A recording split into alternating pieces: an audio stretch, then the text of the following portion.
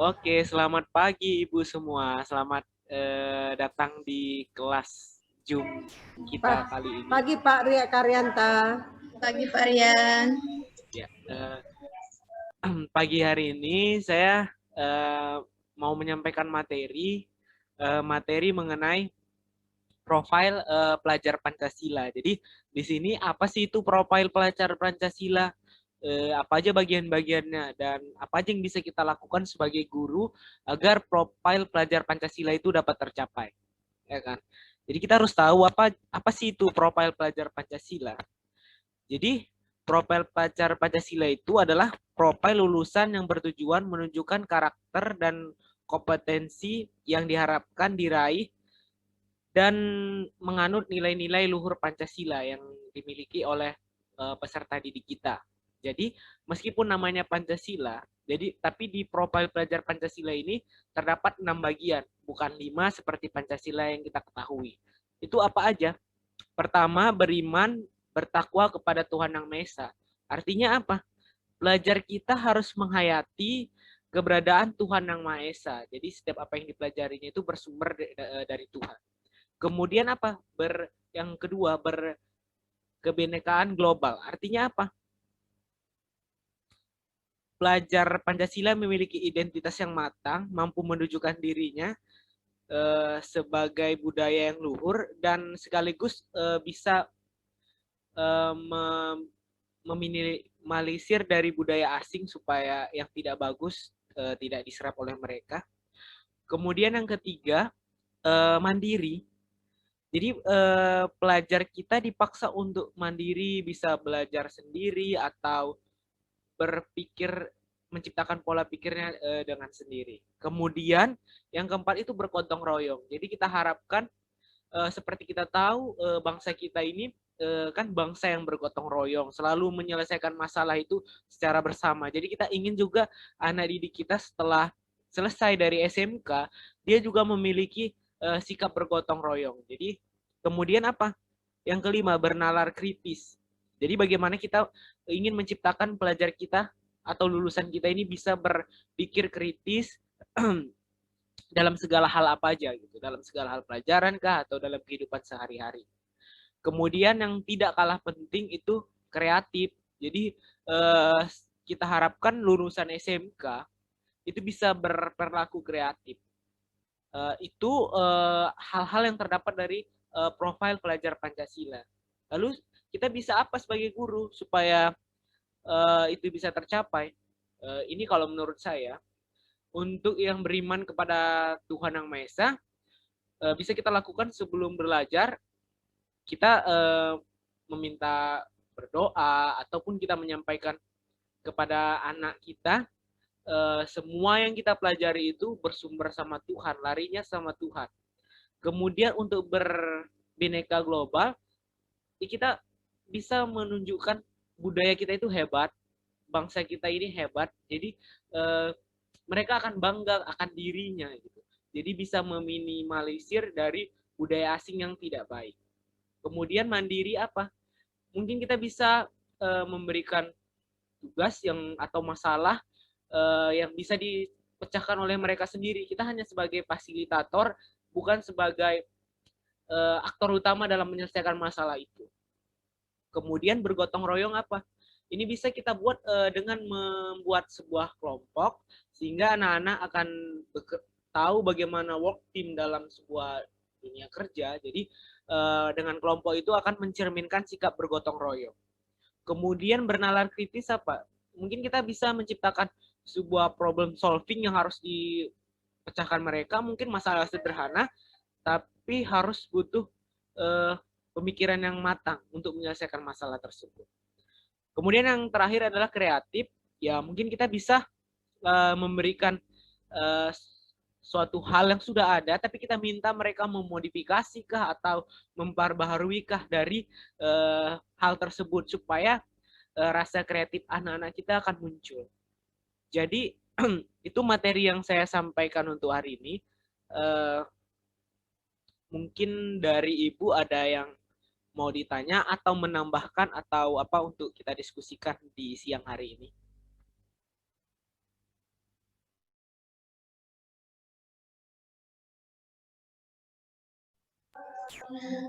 Baik, terima kasih atas pemaparannya Pak Karyanta tentang profil pelajar Pancasila. Yang ingin saya tanya, kira-kira dari 6 profil pelajar Pancasila ini, apakah semuanya yang ke-6-6-nya itu bisa kita terapkan di semua mata pelajaran, atau hanya mata pelajaran tertentu saja yang bisa mencakup ke-6 profil ini? Menurut Bapak gimana? Oke, Bu Dwi, pertanyaan yang bagus. Jadi apakah semua ini bisa kita terapkan untuk semua mata pelajaran? Mungkin bisa, tapi tidak harus gitu. Tidak harus semua ini masuk ke dalam mapel yang kita pegang. Jadi bisa kita pilih beberapa yang ada untuk mapel kita pegang. Misal yang pasti mungkin saya anggap selalu ada itu harus yang nomor 1, kayak semua mapel harus bisa itu berketuhanan, karena pasti kita sebelum belajar berdoa dan lain sebagainya. Kemudian bisa kita pilih yang lain, misalnya di mapel bidang teknologi informasi, misal di bidang rekayasa perangkat lunak, kita di situ yang bisa paling kita tekankan belajar mandiri, kemudian berpikir kritis dan kreatif. Kenapa saya bilang begitu? Karena di dunia pemrograman setiap anak harus diharuskan berpikir kritis untuk menyelesaikan masalah dengan bahasa pemrograman tersebut. Kemudian kreatif apa gitu. Misal software itu harus diciptakan sekreatif mungkin dari sisi tampilannya, dari sisi aktivitasnya dan lain sebagainya. Mungkin bisa kita pilih beberapa. Mungkin kurang jelas atau Bu Julita mau menambahkan? Kalau dari saya Pak Karyanta menambah dikit, kalau jelas ya Pak ya, kalau semuanya setiap kita mengajar itu wajib kita masukkan apa yang ada di Pancasila itu, 5 sila itulah memang dasar kita sebagai NKRI, itu wajib semua harus. Karena apa? Dengan landasan itu agama pun udah dapat di sana. Ya Bapak Ibu ya, agama kita yang kita anut pun sudah dapat di sana, yaitu berketuhanan yang Maha Esa. Itu udah dapat juga. Cuman kenapa ini menurut pendapat saya ya, dan gambaran yang saya bayangkan lah, kenapa kita diklatkan ini kurikulum Merdeka Belajar yang 9 hari ini yang dibuat oleh Dinas Pendidikan. Kita lihat sekarang ini banyak siswa jadi rasis. Bisa ngerti Bapak Ibu ya, hanya masukkan dari saya. Banyak jadi rasis dalam arti tidak lagi ada menghargai, menghormati, bahkan gotong royong itu juga tidak ada, udah egois. Jadi diajarkan atau dibuatkan diklat ini supaya kita guru perlu menekankan bagi siswa-siswi kita pentingnya berpancasila. Pancasila itu apa? Harus kita tekankan. Setiap kita belajar harus kita tekankan. Sama seperti pepatah, ala bisa karena biasa. Dengan terbiasanya kita masuk ke kelas, kita ngomongin Pancasila itu ini, harus bekerja sama, harus berketuhanan, gotong royong. Dengan itu maka siswa kita mungkin di otaknya bisa terserap 80% lah ya, 20% karena ngantuk lah, itu enggak semuanya gitu. Sehingga tidak lagi ada siswa yang bandel atau zaman sekarang ini bahasanya rasis gitu kan. Karena sikit-sikit sekarang ribut, sikit-sikit gurunya pun bahkan ada dianiaya. Jadi mungkin salah satunya dibuat ini biar juga tercapai apa yang diapakan oleh Bapak Presiden Joko Widodo, yaitu berkarakter gitu. Jadi karakternya bagus lah. Untuk apa? Pintar dalam bidang studi, pintar dalam pendidikan, tapi karakternya nol, tidak bagus. Jadi itulah mungkin mau diajarkan atau mau ditekankan kepada siswa melalui kita pendidik. Jadi menurut saya Pak, itu harus semua kita ajarkan dan semua harus masuk di semua bidang studi menurut pendapat saya ya Pak ya.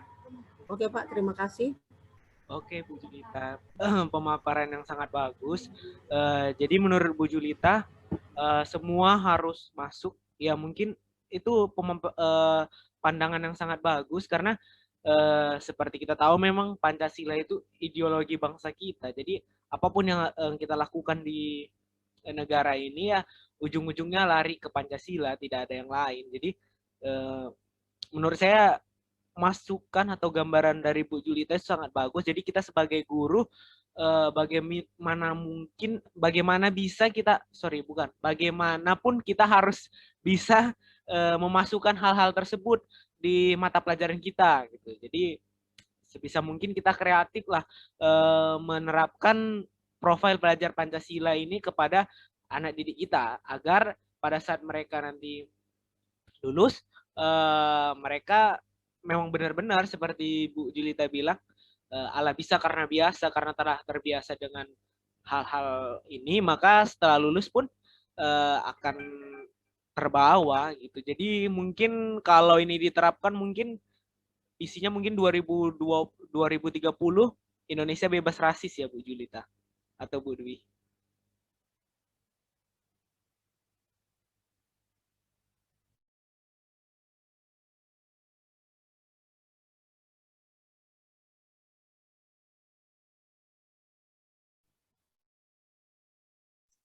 Suara Bapak. Ada lagi yang mau ditambahkan atau mau ditanyakan atau kita diskusikan bareng-bareng di kelas ini karena kita masih punya waktu beberapa menit lagi. Dari Bu Dwi mungkin Bu Dwi. Nah, Bu Dwi coba. Gini, Pak Rian dan Bu Juli, dari 6 profil pelajar Pancasila itu kan ada kreatif ya. Yang jadi PR sama kita itu sebenarnya bagaimana kita bagaimana kita membuat siswa itu jadi kreatif. Karena banyak siswa sekarang itu malu untuk menunjukkan bakatnya, untuk menunjukkan kemampuannya. Jadi harus kita ojok-ojok gitu kalau bahasa Jawanya, kita ojok-ojok gitu biar dia mau untuk tampil gitu. Itu kan juga bagian dari kreativitas kan. Nah, menurut Bapak Ibu bagaimana supaya anak itu bisa muncul gitu kreativitasnya? Kira-kira gimana? Karena banyak kan siswa yang pemalu, seperti yang waktu itu saya bilang di pertemuan keberapa gitu sama Pak Arif. Siswa ribut. Ketika kita sedang menerangkan, siswa ribut. Kita suruh ribut dia diam. Tapi nggak disuruh, dia ribut. Kita menerangkan, siswa nyanyi di belakang atau bicara. Kita suruh bicara di depan, dia nggak mau. Tapi kalau nggak disuruh, dia berbuat gitu. Nah, itu gimana? Itu kan sebenarnya mungkin mereka punya bakat, tapi mereka malu gitu kan. Nah, bagaimana kita supaya mendorong siswa itu untuk lebih kreatif dan percaya diri? Menurut Bapak Ibu bagaimana? Oke Bu Dwi, kalau menurut saya sih gini, sebenarnya si siswa itu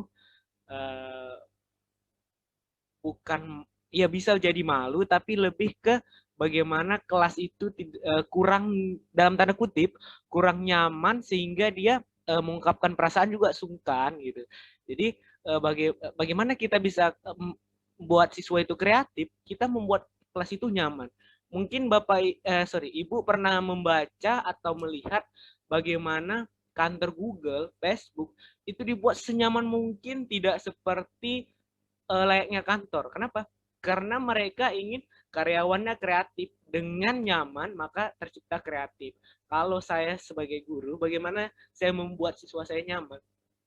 Kebiasaan saya gini, saya ngajar di depan, nyampaikan materi, mungkin adalah yang dikerjakan, dicatat, itu saya jalan di belakang, ada bangku kosong, saya pasti duduk di sebelah dia. Saya tanya-tanya tentang hal pribadi dia, ataupun apa gitu, pasti saya duduk di sebelah dia. Jarang sekali saya setelah menyampaikan materi itu ada di depan. Pasti saya duduk di bangku yang kosong gitu. Saya tanya, kenapa kamu di belakang? Kenapa kamu nggak sama kawan gitu? Ya kadang dapat juga masalahnya, mungkin kawannya suka bully atau apa gitu. Jadi cara saya siswa nyaman itu bagaimana? Saya mendekatkan kepada mereka gitu, duduk di sampingnya. Mungkin kalau Bu Jita ada yang mau ditambahkan? Ini menarik Pak Karyan tadi apa dibahas. Kalau saya sih orangnya apa ya, dibilang kalau orang kesan pertama gini ngomongnya ke saya, gitu ketemu Bu Julita, benci kali mukanya garang galak gitu kan. Setelah dikawani ternyata enak katanya gitu kan. Kalau orang Batak memang ada galaknya, cuman saya gini, pengalaman saya ya, biar untuk Bu Dwi, kalau orang Jawa kan tahu lah Bu Dwi dengan lemah lembutnya, ada malunya dikit ya. Jadi kalau pengalaman saya ngajar seperti ini,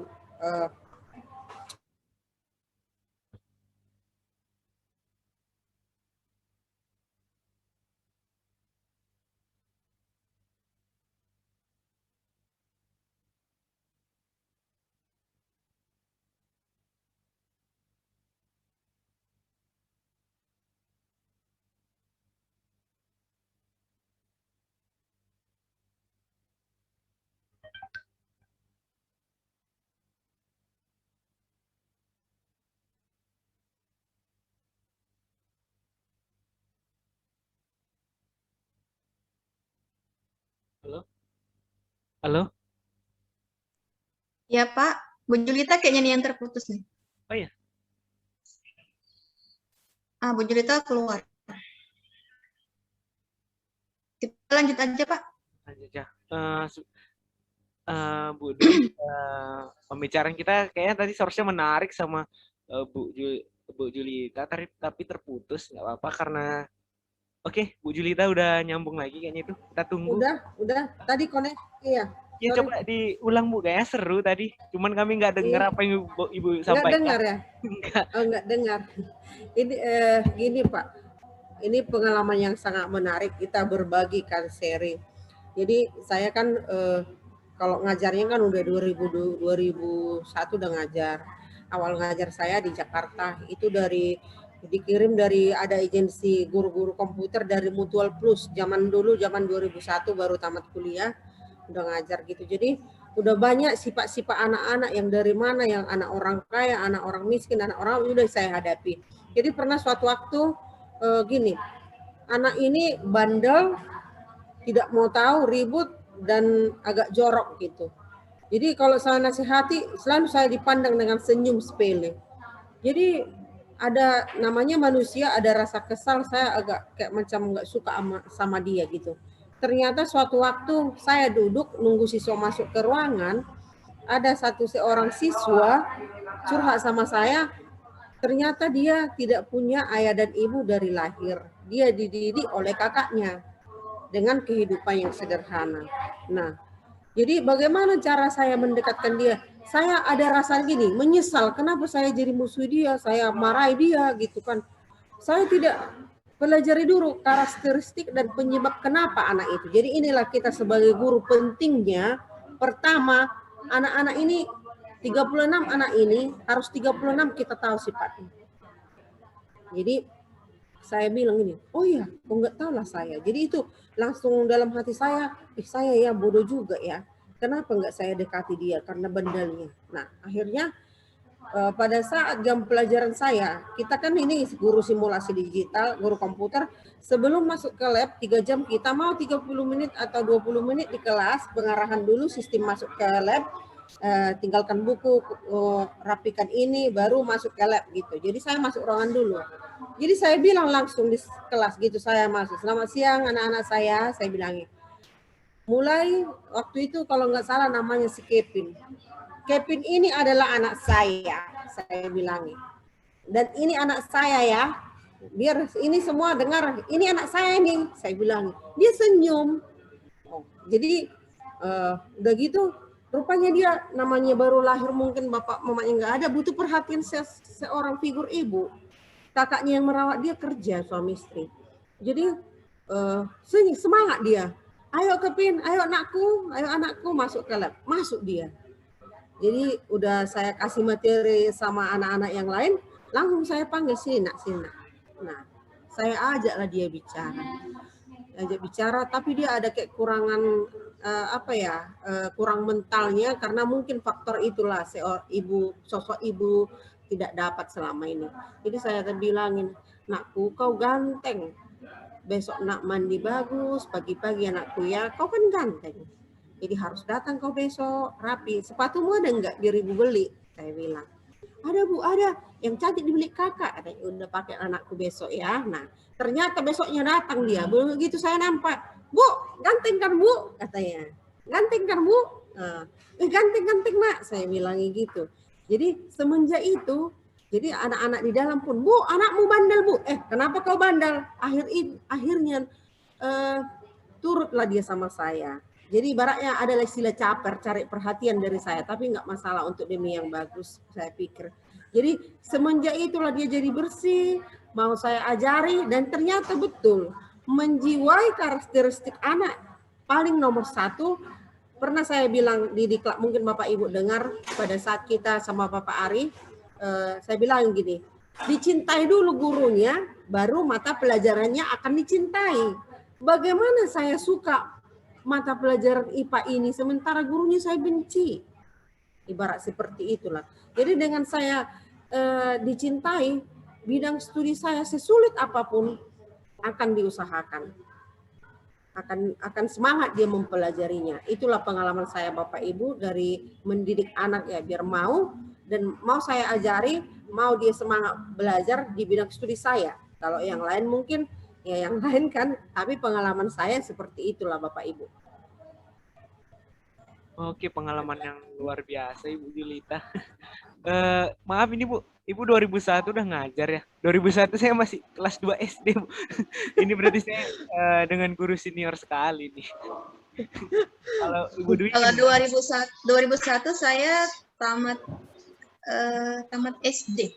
Oh iya, saya 2001 masih kelas 2 SD. Pantutlah Pak Rian masih muda ya Bu ya. Semangat. Kalau bagian mengedit pasti yang muda lah. Kalau udah yang berumur kayak saya kan agak loading lama gitu. Tapi kalau mungkin dari segi manajemen apa penjiwaan siswa, penguasaan lapangan agak mungkin bisa. Tapi bagian mengedit memang agak lambat. Oke, ada yang mau masih ditambahkan? Sebenarnya waktu kita sudah habis. Kalau tidak ada lagi, biar kelas ini saya tutup. Kalau dari saya Pak Karyanta cukup. Pemaparan Bapak udah bagus. Saya rasa cukup Pak. Oke, terima kasih ibu-ibu semua yang telah mendengarkan dan menyampaikan masukannya terhadap paparan saya tentang profil pelajar Pancasila.